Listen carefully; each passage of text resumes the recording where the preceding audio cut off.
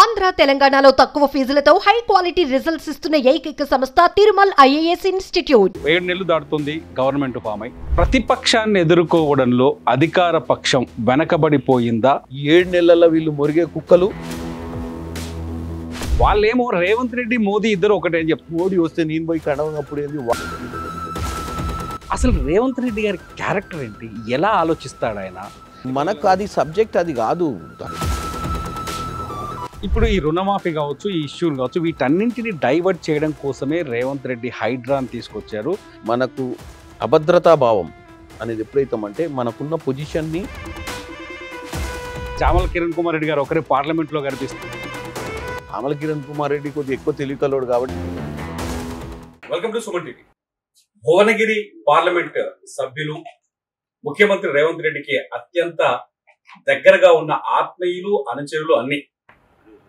చామల కిరణ్ కుమార్ రెడ్డి గారు ప్రస్తుతం మన సుమన్ టీవీ స్టూడియోలో ఉన్నారు. నమస్కారం కిరణ్ కుమార్ రెడ్డి గారు. కిరణ్ కుమార్ రెడ్డి గారు, స్ట్రైట్ గా ఒక క్వశ్చన్ అడగాలనుకుంటున్నాను మేము. 7 నెలలు దాటుతుంది గవర్నమెంట్ ఫామ్ అయి.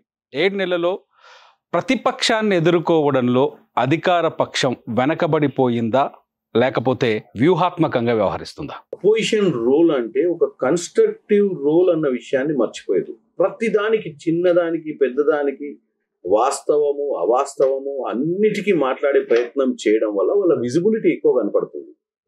మీకు తెలియదు ఏముంది, సబ్జెక్ట్ని యాక్చువల్గా జీవో పాస్ అయ్యి, యాక్చువల్గా ఒక పథకం లాంచ్ అయ్యి, ఆ పథకం ఏ లబ్ధిదారుని పోతుంది, ఆ పథకంలో ఉన్నటువంటి పరిస్థితులు ఏంది, ఎట్లా దాన్ని ఇంప్లిమెంట్ చేయాలని గవర్నమెంట్ ఆలోచన చేస్తున్న సమయంలోనే వాళ్ళు ప్రజల్ని కన్ఫ్యూజ్ చేసే విధంగా బయటకు వచ్చి ఆ పథకం గురించి నెగిటివ్ మాట్లాడటం, ప్రజలలో కన్ఫ్యూజ్నెస్ క్రియేట్ చేయడం, ప్రజలకి ఇంకా ఆ పథకం వాళ్ళు 10 ఏళ్ళు పాలించిన తర్వాత 10 నెలలు కూడా కాలేదు. కానీ రైతు బంధు విషయంలో కావచ్చు, రుణమాఫీ విషయంలో కావచ్చు, గవర్నమెంట్ అనుకున్న పనిని అనుకున్న టైంకు చేయలేదు అనే ఒక ఆరోపణ ప్రతిపక్షాలు మొదటి నుంచి చేస్తున్నాయి. పబ్లిక్ లో టాక్ వినిపిస్తోంది. రేవంత్ రెడ్డి గారు వచ్చిన తర్వాత మనం 6 గ్యారంటీలు ఇచ్చినాం, 6 గ్యారంటీలు నెరవేర్చాలి అన్న ఉద్దేశంతో ఎక్కడి నుంచి ఇస్తారండి 6 గ్యారంటీలు? బీరువాలకి వెళ్ళి తీసిస్తారా? సెక్రటేరియట్లకు పోయి ఇంప్లిమెంట్ చేయాలంటే ఉన్న అధికారులతో చర్చలు చేసి ఉన్న పరిస్థితులన్నింటినీ మనం ఏదైతే మనం అనుకున్న పరిస్థితులు అపోజిషన్లో ఉండి ఆలోచించినటువంటి వ్యవస్థ ఉందా అని ఆలోచించి పథకాలు ఇంప్లిమెంట్ చేద్దామనుకునే లోపు ఇక్కడ అంతా అస్తవ్యస్తంగా ఉండే. వచ్చేసరికి కొన్ని చీకటి జీవోలు, అంటే ఆ జీవోలు మనకు వెబ్సైట్లలో కూడా లేవు. సివిల్ సప్లైస్ లాంటి శాఖలలో కూడా 80-90 వేల కోట్ల బకాయిలు పెండింగ్ పెట్టిపోయారు. కానీ మీరు వాళ్ళు పెట్టిన పాలసీ అంటున్నారు, వాళ్ళు అంటున్నారు మేము 1 లక్షలోపు రుణమాఫీని దాదాపు 30 లక్షల రైతుల వరకు చేశాము, మీరు 18 లక్షలకే చేసి పూర్తిగా చేశామని చెప్తున్నారు అంటున్నారు. నేను ఒక్కటి చెప్తా, 2014 రుణమాఫీ చెప్పారు. 2014 నుంచి 2018 వరకు 4 సంవత్సరాలు ప్రతి సంవత్సరం కొంచెం ఇచ్చి లాస్ట్కి 8,000 కోట్లు ఎగ్గొట్టిపోయారు వీళ్ళు. అప్పుడు ఇవ్వాల్సిన రుణమాఫీ మీరు కావాలంటే నెంబరింగ్ చూసుకోండి. ఇక 2018 ఎన్నికల ముందు వచ్చేటప్పుడు మళ్ళీ చెప్పిండు రుణమాఫీ చేస్తాను. 2023 దాకా చేయలే. ఎన్నికల ముందు కొన్ని చేసిండు, ఏంటంటే ఎన్నికలు వస్తున్నాయని చెప్పి. వాళ్ళకి అర్హతనే లేదు మాట్లాడడానికి. మేము వాళ్ళు 8,000 కోట్లు ఎన్ని నెలలు చేసిరని చెప్తారు చెప్పండి, వాళ్ళ లెక్కలు తేండి. మేము ఏకకాలంగా 31,000 కోట్లు మీకు క్లియర్గా చెప్తా అండి మీ సుమన్ టీవీ ద్వారా. 31,000 కోటి బడ్జెట్లో కేటాయించింది ప్రభుత్వం రుణమాఫీ కోసం. 40 లక్షల మంది రైతులు అంచనా ఉందని వీళ్ళు చెప్తారు కదా. ప్రభుత్వం గుర్తుపట్టింది 32 లక్షల మంది రైతులు అంచనా వేసింది ప్రభుత్వం. 22 లక్షల చిల్లర మందికి ఆల్రెడీ అందినట్టు గతం, అంటే ఈ వారం 10 రోజులలో కూడా రెక్టిఫై అవుతున్నాయి. నేను చెప్పేది ఒక 20 రోజుల క్రితం 25 రోజుల క్రితమో 22 లక్షల మంది చిల్లర రైతులకు రుణమాఫీ అందింది. 18,000 కోట్లు ఇవ్వడం జరిగింది. మిగతా వాళ్ళు ఎవరైతే ఉన్నారో అర్హులు, వాళ్ళకు ఉన్నటువంటి పాస్బుక్లలో మిస్టేక్స్ కానీ, వాళ్ళకు ఉన్నటువంటి రేషన్ కార్డులలో వాళ్ళ పేర్లు తప్పుపడి వాళ్ళకు బ్యాంకింగ్లో ఏమైనా మిస్టేక్స్ ఉంటే అక్కడ ఉన్న అధికారులను, అక్కడ ఉన్నటువంటి నాయకులను సంప్రదించి అవి రెక్టిఫికేషన్ చేస్తే మిగతావి కూడా చేస్తామని చెప్తున్నారు. ఈ ప్రక్రియ అయిపోలే. మనం ప్రక్రియ అయిపోయింది, ఇంకా మేము గట్టిగా అంత అయిపోయినాయి, రుణమాఫీ మేము ఇవ్వాల్సిన వాళ్ళందరూ అర్హులకు ఇచ్చినాం అన్నప్పుడు మీరు చలో రాలేదు, వీళ్ళకి రాలేదు అని చెప్పొచ్చు. నడుస్తుంది. కొన్ని మిస్టేక్స్ ఉన్నాయి. కొంతమంది వాళ్ళ కట్టాల్సినవి వాళ్ళు డిపాజిట్ చేసిన తర్వాత మిగతా అందులో వేస్తాము, ఇవన్నీ జరుగుతున్నాయి రెక్టిఫికేషన్స్. కానీ వీటికి కూడా ఛాన్స్ ఇవ్వకుండా ప్రతిరోజు కంపల్సరీ ఫ్రస్ట్రేషన్ తోటి అధికారం కోల్పోయినామని చెప్పి ఆ అధికారం కోల్పోయినటువంటి బాధలో అసలు వీళ్ళు ఎప్పుడు కూడా అధికారంలోనే ఉంటామని నియంత లెక్క ఉంటామనే ఆలోచనలో నిజాం లెక్క ఉందామన్న ఆలోచనలు ఉన్నటువంటి వీళ్ళ తత్వాన్ని ప్రజలు తిప్పికొట్టడానికి డైజెస్ట్ చేసుకోలేకపోతారు. ఎవ్రీ మార్నింగ్ వాళ్ళు లేచినప్పుడు ముఖ్యమంత్రి గారు రేవంత్ రెడ్డి గారి ఫోటో పేపర్ హెడ్లైన్స్లో చూడగానే ఎమ్మటే ప్రెస్ మీట్ పెట్టాలన్న ఆలోచనతో వాళ్ళు బయటకు వస్తారు ఇంట్లోకి వెళ్ళి. తప్ప ప్రజలకు మంచి చేయాలని జరుగుతున్న పథకాలలో రైతులకు లబ్ధిదారులకు అందరినీ విధంగా పథకం ఉంటే దాన్ని ప్రజలకు ఎట్లా తీసుకుపోవాలన్న ఆలోచన ప్రతిపక్షం నుంచి బీజేపీ కావచ్చు బీఆర్ఎస్ నుంచి కానీ ఒక క్వశ్చన్ చాలా స్పష్టంగా పదే వినిపిస్తుంది. ప్రతిరోజు హరీష్ రావు కావచ్చు లేకపోతే కేటీఆర్ కావచ్చు ప్రెస్ మీట్ పెట్టి మరీ చెప్తున్నారు, రైతు రుణమాఫీయే సరిగా చేయని వాళ్ళు రేపు రైతు భరోసా ఇప్పటిదాకా ఏదైతే రైతు బంధు ఇచ్చారో దాన్ని అమల్లోకి తీసుకొస్తారా, దాన్ని అమల్లోకి తీసుకురాగలరా అని అడుగుతున్నారు. నేను ఒకటే చెప్తా అండి, రైతు రుణమాఫీ అనేది చాలా పెద్దది. రైతు ఏదైతే భరోసా అనేది మనము వీళ్ళు ఏం చేసిరంటే అసలు ఎగ్గొట్టి రుణమాఫీని ఎగ్గొట్టి రుణమాఫీ మీద వడ్డీని వీళ్ళు కట్టిర్రు రైతులకు. మీరు చాలా ఆలోచించండి. 1,00,000 రూపాయలు రుణమాఫీ ఇస్తామని చెప్పి 5 ఏళ్ళు ఇవ్వకుండా 4 ఏళ్ళు ఎగ్గొట్టి దాని మీద వడ్డీ ఉంటుందా, ఆ వడ్డీ 1 రూపీ వడ్డీ వీళ్ళకి ఇచ్చిర్రు రైతు భరోసా పేరు మీద. రైతు భరోసా అని చెప్పి అసలు ఎగ్గొట్టి దాని మీద ఉన్నట్టు పాల మీద మీగడ ఇచ్చినటువంటి పరిస్థితి ఆ రోజు. కానీ మేము ఈరోజు మొత్తం ఇచ్చినాం రుణమాఫీ ఇప్పుడు ఏది అరువులకు. ఈ రోజు కూడా ఒకటే చెప్తున్నాం మా కాంగ్రెస్ నాయకులకు కానీ రేపు పొద్దున గ్రామ స్థాయిలో ఉన్న నాయకులకు కార్యకర్తలకు ఏంటంటే, ఏ రైతుకైతే రుణమాఫీ రాలేదో ఆ రైతుకు రుణమాఫీ అప్పించుకోవాల్సినటువంటి బాధ్యత, అందులో ఏమైనా తప్పిదాలు ఉంటే ఆ తప్పిదాలని కరెక్ట్ చేసుకోవాల్సిన బాధ్యత కూడా లోకల్ లీడర్షిప్దే. ఎందుకంటే రేపు గ్రామ పంచాయతీ ఎన్నికలు, ఎంపీటీసీ ఎన్నికలు, సర్పంచ్ ఎన్నికలు, అదే జిల్లా పరిషత్ ఎన్నికలు వస్తున్నాయి, మున్సిపల్ ఎన్నికలు వస్తున్నాయి. వచ్చినప్పుడు మరి ఎవరికి నష్టం జరుగుతుంది? ఇన్ని వేల కోట్ల పథకాన్ని అమలు చేసి 18,000 నుంచి 20, ఈరోజు 20,000 దాటి ఉంటుంది నాకు తెలిసి లేటెస్ట్ ఫిగర్స్. ఇన్ని వేల కోట్లు మనం ప్రజలకు ఇచ్చి ఫస్ట్ ఇచ్చిన వాళ్ళని ఇంట్లోకి వెళ్ళి బయటకు వచ్చి మాకు ఇచ్చిందని చెప్పాల్సిన అవసరం ఉంది, కృతజ్ఞతలు చెప్పాల్సిన అవసరం ఉంది ప్రభుత్వానికి. ఇచ్చిన మాట నిలబెట్టుకున్న కాంగ్రెస్కి రాని వాళ్ళకి ఎందుకు రాలేదు, వాళ్ళు ఒకవేళ అరువులే అయితే ఎందుకు రాలేదని కనిపెట్టాల్సిన అవసరం కూడా అందరి మీద ఉంది. ఇప్పుడు ఈ రుణమాఫీ కావచ్చు, ఈ ఇష్యూలు కావచ్చు, వీటన్నింటినీ డైవర్ట్ చేయడం కోసమే రేవంత్ రెడ్డి హైడ్రాని తీసుకొచ్చారు. ఆ హైడ్రాతో కూడా తన వ్యతిరేకులు లేకపోతే తనకు అనుకూలంగా లేని వాళ్ళనే టార్గెట్ చేస్తున్నారు అనడంలో ఎంతవరకు? హైడ్రా అనేది పల్లంరాజు ఏ పార్టీ అండి? Congress party senior most leader. First గులగొట్టింది ఎవరిదండి? పల్లంరాజు గారిది. ఆయన వచ్చి డైరెక్ట్ కులగొట్టాలంటే డైరెక్ట్ జన్వాడకే పోయి ఆ నుంచే మొదలు పెడదాం కదా. ఇవన్నీ ఎందుకు ఇక తెగించి ఎందుకు ఆగిపోయారు జన్వాడ చుట్టూ? మనకు అది సబ్జెక్ట్ అది కాదు. దాని మీద బ్రీఫింగ్ ఏంది, జన్వాడ ఏ నాలా మీద ఉంది, జన్వాడ బఫర్లు ఉందా, జన్వాడ FTL ఉందా, అన్ని చెక్ చేసి 1 by 1 వస్తురు. నాగార్జున ఉండను, పల్లంరాజు గారు ఉర్రను, ఇంకెవరో ఆగే పరిస్థితి లేదు.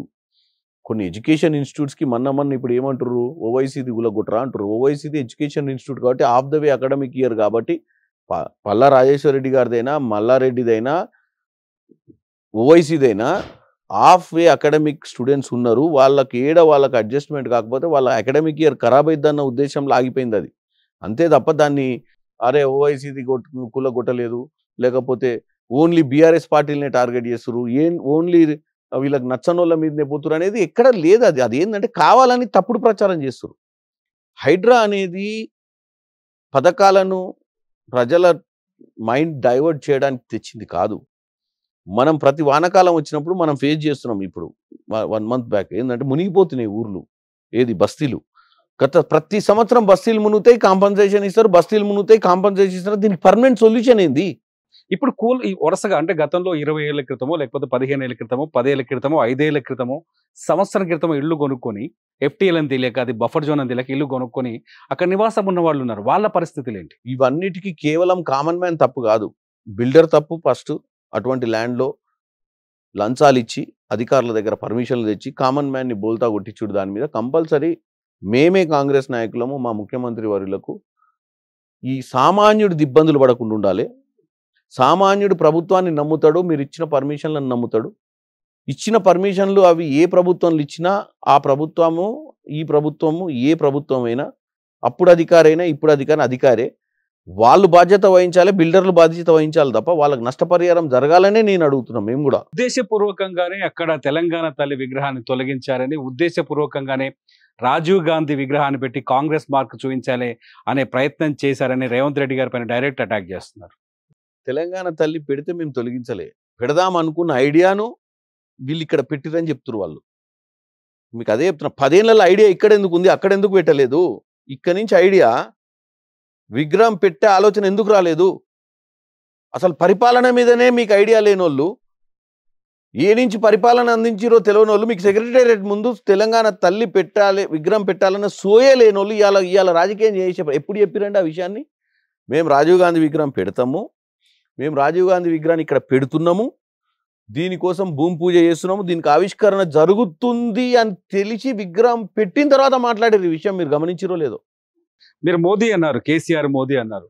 మీరేమో కేసీఆర్ మోదీ బీజేపీ కలిసిపోయారని మాట్లాడుతున్నారు. కవిత బెయిల్ ఇష్యూ కూడా తెలుసు. వాళ్ళేమో రేవంత్ రెడ్డి మోదీ ఇద్దరు ఒకటే అని చెప్తున్నారు, ఇద్దరు కలిసి ములాఖాతే పనిచేస్తున్నారు. నిజంగా మీరు మోదీతో ములాఖాతే పనిచేస్తున్నారు రేవంత్ రెడ్డి? కేసీఆర్ గారు మోడీతోటి ఓపెన్గా ఎప్పుడు డాష్ కానీ, కేసీఆర్ గారు మోడీతోటి ఎప్పుడైనా కానీ ఒక అభివృద్ధి గురించి కానీ, రాష్ట్ర ప్రజల సంక్షేమం కోసం కానీ కలవలే. 370 ఆర్టికల్, ట్రిపుల్ తలాకు, కొన్ని డిమానిటైజేషన్లు ఇట్లాంటి అవసరం ఉన్నాడు పోయి సపోర్ట్ చేసి వచ్చాడు. ఏది అండర్ గ్రౌండ్లా ఓపెన్గా తెలంగాణకు నాకు నిధులు కావాలి, తెలంగాణకు విభజన హామీల ప్రకారం రావాల్సిన నిధులు రాలేదు, నేను ఊకోను, నేను తొడగొడతాను ఏ రోజు అనలేదు దొర.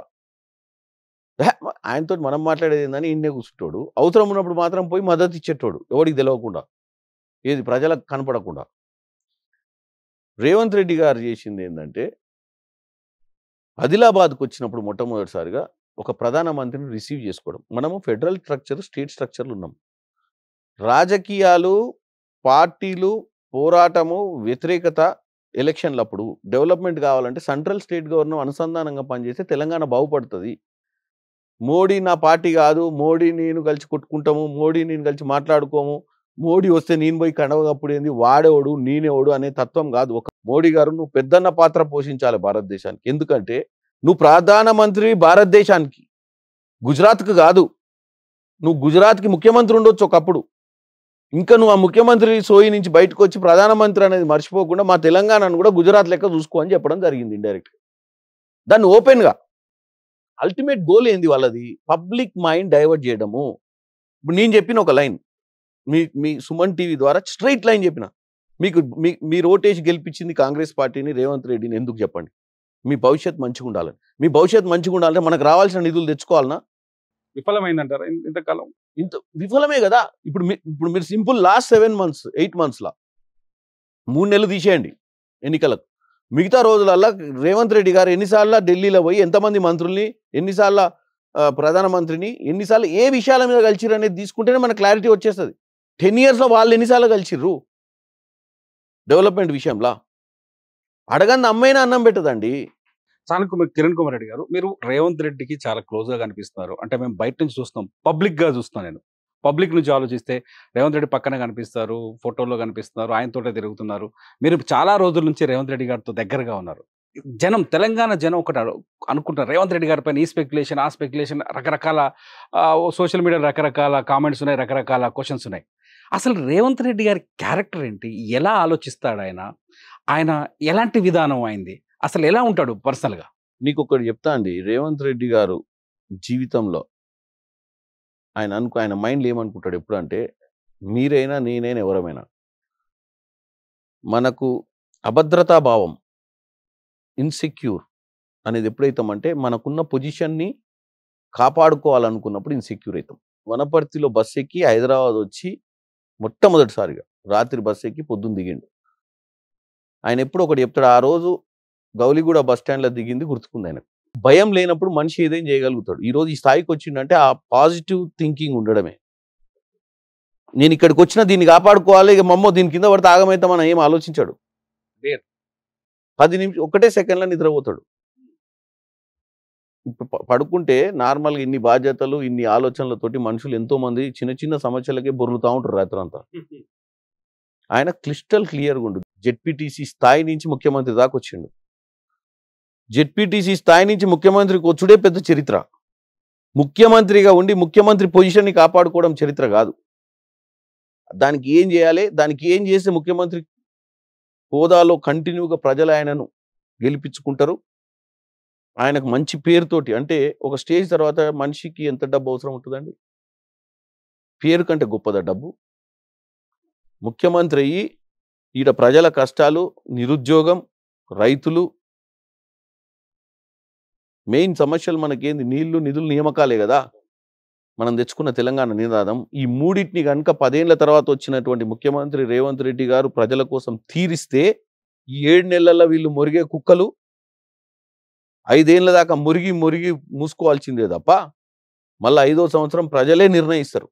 ఆలోచించారు అప్పుడు 2000 ఈ కాంగ్రెస్ పార్టీలోకి వచ్చిన తర్వాత ఇంత కాంపిటీషన్ ఉండే కాంగ్రెస్ పార్టీ, అది ప్రజాస్వామ్యం ఎక్కువ, కాంపిటీషన్ ఎక్కువ, అందరూ ముఖ్యమంత్రులు ఒక రకంగా చెప్పంటే తనకు ఆ ఛాన్స్ వస్తుందని ఊహించాడు. బేసిక్గా తెలంగాణ ఇచ్చిన కాంగ్రెస్ పార్టీ 5 ఏళ్ళు అప్పటికి అధికారంలో లేదు. ఆయన వచ్చేటప్పటికి 2017 వచ్చిండు. కాకపోతే ముఖ్యమంత్రి కావాలి అన్న ఆశ ఉంది ఆయనకు. కాంగ్రెస్ పార్టీలో పార్టీ లీడర్షిప్ కూడా ఆయన టాలెంట్ని ఐడెంటిఫై చేసి వర్కింగ్ ప్రెసిడెంట్ ఇవ్వడం జరిగింది. ఆయనకున్న ఏకైక టార్గెట్ ఏంటంటే సబ్జెక్ట్ మీద అవగాహన, ప్రజలకు అర్థమయ్యే విధంగా మాట్లాడటం, తీసుకున్నటువంటి కార్యక్రమాన్ని డేర్గా కంప్లీట్ చేయడం. అపోజిషన్లో కూడా అంటే ముక్కుచూటిగా స్ట్రైట్ ఫార్వర్డ్నెస్, స్ట్రైట్ లైన్లో పోయే వ్యక్తి. కాబట్టే మల్కాజ్గిరి ఎట్లా గెలుస్తారు చెప్పండి? 2019లో ఛాన్సే లేదు. 10,000 బయటపడ్డాడు అంటే 32 లక్షల ఓట్లతోటి. అది అదే సెమీఫైనల్ ఆయనకు ముఖ్యమంత్రి కావడానికి. ఎందుకంటే మీరు మల్కాజ్గిరి కాన్స్టిట్యున్సీ డెమోగ్రఫీ తీయండి. ఇటు ఎల్బీ నగర్, ఈ రింగ్ రోడ్డు 60% ఉంటుంది. పిల్లల్ని చదివించుకోవడానికి, ఉద్యోగాల కోసం అని చెప్పి యావత్ తెలంగాణ జిల్లాల నుంచి వచ్చి సెటిల్ అయ్యే జనం అంతా ఈ రింగుల్నే ఉంటారు. అంటే వాళ్ళు సెమీ ఎలక్షన్ ఆయన ఓటేసిర్రు సెమీఫైనల్స్ అప్పుడు. ఏది చీఫ్ మినిస్టర్ క్యాండిడేట్ అంటేనే పాన్ తెలంగాణ లీడర్గా ఆయన ఎమర్జ్ అయినట్టు ఆ రోజు. తర్వాత ఎమర్జ్ అయ్యింది ఆయన ముఖ్యమంత్రిగా. సో ఆయన క్లియర్గా రూట్ మ్యాప్. అంటే మీరే నమ్మండి, 2018లో కొడంగల్ ఎన్నికలు ఓడిపోయిన తర్వాత చెప్పండి రాజకీయ భవిష్యత్తు ఏందో ఆ రోజు సాయంత్రం. అంటే ఒక ముఖ్యమంత్రి కావాలని ఏం చేస్తున్నావు? దురదృష్టవశాత్తు కొడంగల్ ఎన్నికలే ఓడిపోయినావు. అధికారం లేదు, ఓడిపోయినాము, భవిష్యత్తు ఏందో తెలియదు, ఇంకేముంది? 2018లో ఎమ్మెల్యేగా ఓడిపోయి 5 ఏళ్ళు శూన్యం కనపడు కూడా 2023లో ముఖ్యమంత్రి కావడం ఏంటండి? ఎట్లా రికవర్? సార్ ఒకటే చెప్తున్నా, నీకు ఆలోచన 2 రోజుల్లో రికవర్ అయ్యిండు ఓటమి నుంచి. ఏం చేయాలనే ఆలోచన. పార్లమెంట్ ఎన్నికలు ఫైట్ చేస్తా అంటే నేను ఫస్ట్ ఎందుకన్నా మనం ఆ ఎన్నిక ఎట్లా చేస్తావు? 32 లక్షల ఓట్లు, కాంగ్రెస్ వేవ్ లేదు, మోడీ ఇంకొకసారి అధికారంలోకి తీసుకురావాలంటారు. హైదరాబాద్ సిటీ మళ్ళా నువ్వు మళ్ళా భువనగిరిలో నిలవటమో, నల్గొండలో గెలవడమో, ఖమ్మంలో గెలవడమో, అర్బన్ కంప్లీట్ ఆదిలాబాద్లో గెలవడం అనేది ఒకటి. నువ్వు హైదరాబాద్ సిటీలో Modi second wing wave, first 2014లో మోడీ అయ్యేదానికంటే 2018 నెక్స్ట్ లెవెల్ ఉండే పీక్ 19లో. నువ్వు ఆ టైంలో మల్కాజ్గిరి ఎన్నికలలో నిలవటం ఏంది, గెలవడం ఏంది? ముఖ్యమంత్రి కావడం అనే దానికి అక్కడ బీజం పడ్డది. కిరణ్ కుమార్ రెడ్డి గారు, ఒక భువనగిరి నియోజకవర్గం అభివృద్ధికి వస్తే, భువనగిరి నియోజకవర్గంలో మీదొక పోరాటం కనిపించింది. సుమన్ టీవీ చేసిన పోరాటంలో మీ సపోర్ట్ కనిపించింది. పార్లమెంట్ వరకు ఈ ఫార్మా ఇండస్ట్రీస్ని ఇష్యూస్ తీసుకెళ్లారు. దానికి సొల్యూషన్ ఏమనుకుంటున్నారు? ఎందుకంటే అక్కడ చాలా గ్రామాల్లో సుమన్ టీవీ వెళ్ళి పరిశోధన చేసినప్పుడు, గ్రౌండ్ లెవెల్లోకి వెళ్ళి ఆలోచించినప్పుడు తాగడానికి నీళ్ళు లేవు. అంతమ్మగూడెం కావచ్చు, దోతిగూడెం కావచ్చు, చౌటుప్పలు కావచ్చు, భూదాన్ పోచంపల్లి మండలంలో కూడా చాలా గ్రామాలకి ఆ స్మెల్ అనేది ఒక శాపంగా మారిపోయింది. దీనిపైన ఫైట్ ఎంతవరకు వెళ్తుంది అనుకుంటున్నారు మీరు? ఫస్ట్ ఆఫ్ ఆల్ మీకు అందరికీ సుమన్ టీవీ వాళ్ళకు నేను కృతజ్ఞతలు తెలియాలి ప్రజల తరఫున. ఆ సమస్యను ఐడెంటిఫై చేసి నేను కొత్తగా పార్లమెంట్ అయ్యి నాకు ఏ రూట్ మ్యాప్ లేకుండా, అంటే ఒక ఆలోచన లేని సమయంలో నాకు వచ్చి ఇటువంటి పరిస్థితి ఉందని చెప్పడం, నేను అక్కడికి పోవడం, ఫస్ట్ టైం నేను ఒక్కనే పోయినా. మీ సుమన్ టీవీ శరత్ వీళ్ళందరూ ఉండే. వాస్తవంగా నేను పోయినప్పుడు నాకేం ఐడియా లేకుండే, పిలిచిర్రు పోవాలని పోయినా.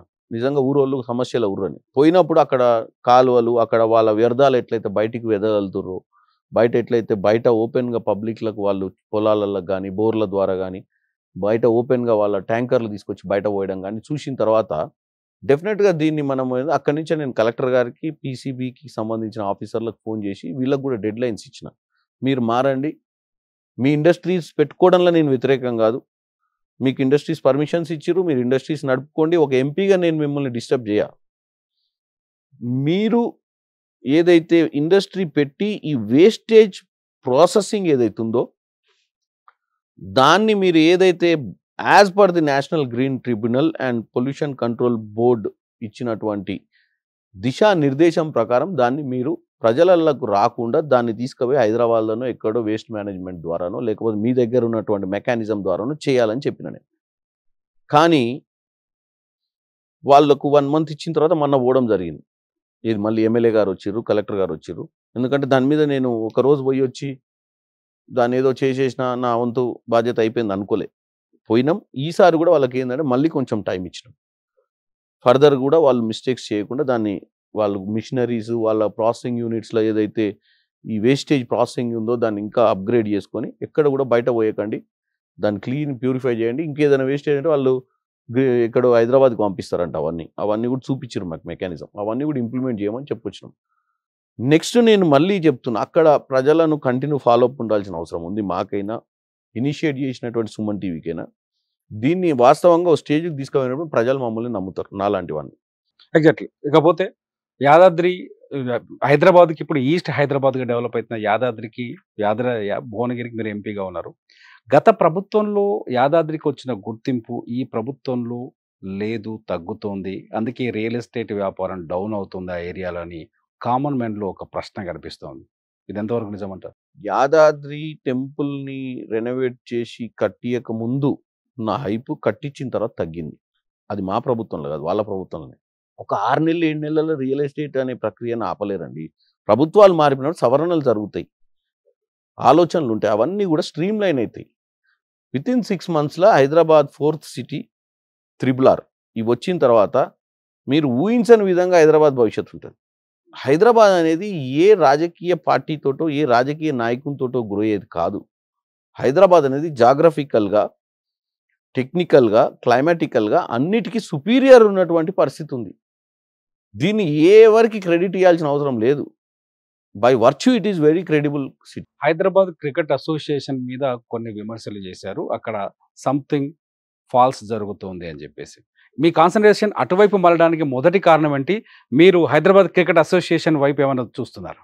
లేదండి, యాక్చువల్గా ఏమైందంటే నా దగ్గరికి ఒక అండర్-19 క్రికెట్ ప్లేయర్ వచ్చింది. నేను అండర్-19 ఇండియాకి ఆడినా. ఆఖరికి నన్ను అంటే అప్పుడు వాళ్ళ మధ్యన రాజకీయాలు ఉన్నాయనేది కూడా చెప్పారు నాకు. ఏంటంటే అంతకుముందు అజరుద్దీన్ వర్సెస్ ఇప్పుడున్నటువంటి టీము, ఇప్పుడున్నటువంటి HCA సెక్రటరీలు, వీళ్ళందరి మధ్యన రాజకీయాలు ఉండడం వల్ల ఈ రాజకీయాలతోటి కొంతమంది ప్లేయర్ల భవిష్యత్తుతో ఆడుకుంటారు అనేది నా నోటీస్కి వచ్చింది.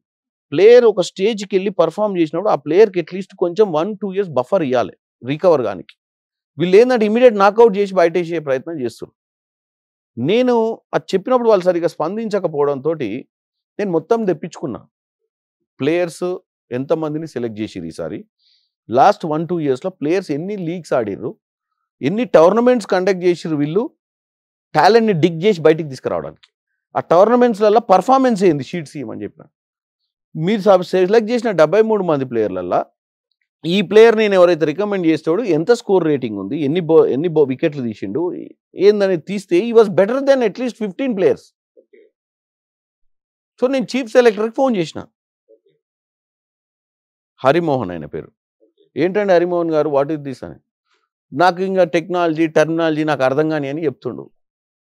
నేనుండి ఈ టెక్నాలజీ టెర్మినాలజీ నాకు సంబంధం లేదండి. Who are you to report? I am suppose to report to HCA secretary sir అన్నాడు. Who is the HCA secretary? So and so. నేను ఆ HCA సెక్రటరీకి ఫోన్ చేసిన. అక్కడి నుంచి వీళ్ళు ఏదైతే జస్టిస్ కమిటీ అని నాగేశ్వరరావు గారి పేరు చెప్తారో నాగేశ్వరరావు గారికి వాళ్ళ ముందే స్పీకర్ ఆన్ చేసి మాట్లాడినా. Who told you, who gave you my number to you first? Who told you that I'm still existing? అంటే I am sitting with the HCA secretary and also board members. Still they are saying that everything you are the in charge for all these mishaps. He was very serious. నా జీవితంలో నేను చేసింది ఒకటే assignment, HCA అనే ఒక అసైన్మెంటే always I regret for coming in there. ఇంకా కూడా సంవత్సరం అయింది నేను అక్కడి నుంచి వచ్చి, ఇంకా నా పేరుని మిస్యూజ్ చేస్తున్నారు వీళ్ళు అని చెప్పిండు. నేను అప్పుడు హెచ్సిఏ సెక్రటరీగా ఏంది సార్ అమ్మతోడు సార్ నాకు తెలియదు. కాన్సన్ట్రేషన్ ఉందా రేపు పొద్దున హెచ్సిఏ పైన దృష్టి? రానున్న రోజులలో మంచి క్రీడాకారులను తయారు చేయాల్సినటువంటి ఒక సంస్థ, అది కూడా క్రికెట్ అనే ఒక మేజర్ క్రీడ భారతదేశంలో. హైదరాబాద్ అనే ఒక మంచి మన తెలంగాణలో మంచి క్రికెటర్లు తయారు కావాలన్న ఆలోచన ఉంది. డెఫినెట్గా హెచ్సిఏను చేసేసాం. జమిలీ ఎలక్షన్స్ పై ఎందుకు కాంగ్రెస్ పార్టీ వ్యతిరేకిస్తుంది? జమిలీ ఎలక్షన్ అనేది ఒకటే అండి. జమిలీ ఎలక్షన్ అనేది ఎన్నో సవరణలు చేయాల్సి వస్తుంది ఒకటి. ఇంకోటి వీళ్ళకి చిత్తశుద్ధి లేదు. చిత్తశుద్ధి ఉంటే ఇప్పుడు జరగవలసిన 4 ఎన్నికలే కలిపి పెట్టలేకపోయారు వీళ్ళు.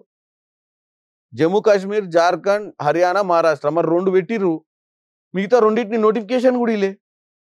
వీళ్ళు మొత్తం భారతదేశ ఎన్నికలు కలిసి చేస్తామని చెప్పి డ్రామాలు మాట్లాడతారు. ప్రజల దృష్టి పక్కకు మళ్ళించే విధంగా ఒకే దేశం ఒకే ఎన్నిక అనే వాళ్ళు 4 రాష్ట్రాలు ఒకేసారి జరగాల్సిన ఎన్నికలు ప్రతిసారి. మరి 4 రాష్ట్రాలను కూడా మా దగ్గర మెకానిజం లేదు, మా దగ్గర మ్యాన్ పవర్ లేదు. జమ్మూ కాశ్మీర్లో హై అలర్ట్ జోను అదొకసారి, హర్యానా ఒకసారి, ఇప్పుడు మహారాష్ట్ర ఎప్పుడు పెడతారో తెలియదు. వీళ్ళకి ఫస్ట్ ఆఫ్ ఆల్ 4 రాష్ట్రాల ఎన్నికలు కల్పించాల్సిన ఎన్నికనే హ్యాండిల్ చేయని వాళ్ళు భారతదేశ ఎన్నికను హ్యాండిల్ చేయడం అనేది అంత ఈజీ అండి. ఒకవేళ జమిలీ ఎన్నికల వల్ల అన్ని మంచి జరిగితే బాగానే ఉంటుంది, కానీ కన్సెన్సస్ బిల్డప్ చేయాలి కదా. పొలిటికల్ పార్టీస్ కూడా ఉన్నాయి కదా. 5 ఏళ్ల ప్రభుత్వం ఉన్నప్పుడు 2 ఏళ్ల తర్వాత ప్రభుత్వం కూలినప్పుడు మళ్ళీ 3 ఏళ్లే ఉండాలని ఆ రోజే పెట్టుంటే ఈ ప్రాబ్లం ఉండకపో. కానీ అప్పుడు ఏమైంది, ఎవ్రీ 5 years ఉండాలని వాళ్ళే సవరణలు చేశారు అప్పటి ఉన్నటువంటి రాజ్యాంగంలో. ఏ రోజైతే గవర్నమెంట్ మళ్ళీ ఎన్నుకోబడుతుందో 5 ఏళ్ళు ఉండాలనేది ఒకటి పెట్టుకుర్లా. దాంతో ఏమైపోయింది, మధ్యన భయ ఎన్నికలు రావడంతో రాష్ట్ర ఎన్నికలకు ఒకసారి సెంట్రల్ గవర్నమెంట్లు కూలిపోయిన పరిస్థితి ఉంది, ఒకసారి స్టేట్ గవర్నమెంట్లు కూలిపోయిన పరిస్థితి ఉంది. ఈ అడ్జస్ట్మెంట్లు అన్నీ పోయినాయి, జంబ్లింగ్ అయిపోయినాయి. ఇప్పుడు వీటన్నిటిని ఏకాభిప్రాయం తీసుకురావడం అనేది అంత చిన్న విషయం కాదు. దాన్ని చేయాలంటే ఫస్ట్ పొలిటికల్ పార్టీస్ డిబేట్ చేయాలి, కన్స్ట్రక్టివ్ లైన్లో డిబేట్ చేయాలి. ప్రజలకు ఏం భవిష్యత్తులో కాంగ్రెస్ మద్దతు ఇచ్చే అవకాశం ఉంది? నేను అనేది ఒకటే, వాళ్ళు ఏ పొలిటికల్ మైండ్ సెట్ తోటి వస్తున్నారు అనేది ప్రైమరీ థింగ్. వాళ్ళ పొలిటికల్ మైండ్ సెట్ ప్రాక్టికల్గా పాజిటివ్ మైండ్ సెట్ తోటి ఉన్నారా, లేకపోతే ఇప్పటికే కన్నులో లొట్టపోయి గెలిచినాం కదా 240 సీట్లతోటి 400 వస్తాయంటే ఏదైనా జిమ్మిక్కు చేసి ఏదో రాహుల్ గాంధీకి అడ్డుగా మారుతుంది అనుకుంటున్నారా జమిలీ? రాహుల్ గాంధీ ప్రధానమంత్రి కావడానికి ప్రజలు ఈసారే నరేంద్ర మోడీని గద్దె దింపాలని చూసిరండి. సింపుల్గా ఒక 3-4 రాష్ట్రాలు కలిసి రాక మాకు ఆయన గద్దెక్కిండు, లేకపోతే ఆయనకు ఆటోమేటిక్గా ఈరోజు ఒరిస్సా, మధ్యప్రదేశ్ లాంటి పెద్ద రాష్ట్రాలు కొన్ని ఎన్నికలు సరిగా హ్యాండిల్ కాకపోవడం, అక్కడ ఉన్న పరిస్థితులు కొద్దిగా అనుకూలంగా లేకపోవడం వల్ల, కొన్ని కారణాల వల్ల బట్టగట్టి బయటపడ్డారు. లేకపోయి ఉంటే ఈరోజు ఇప్పటికైనా నితీష్ కుమార్ గారు, చంద్రబాబు నాయుడు గారు ఎప్పుడు ఛార్జ్ అవుతారో తెలియదు కదా. ఛార్జ్ అయినప్పుడు తెలుస్తుంది నెక్స్ట్ లెవెల్ ఎట్లుంటుందో. సార్ లాస్ట్కి కిరణ్ కుమార్ రెడ్డి గారు లాస్ట్కి ఒక క్వశ్చన్ అడగాలనుకుంటాం. మీరు రేవంత్ రెడ్డి కూటమిలో ఉన్నారా, ఇప్పుడు కోమటిరెడ్డి బ్రదర్స్ కూటమిలోకి వెళ్ళిపోయారు? కొంత కన్ఫ్యూజన్ ఉంది జనం. నేను ప్రజా పాలనలో ఉన్నా. Thank you so much Kiran Kumar Reddy గారు. Thank you so much. Thank you.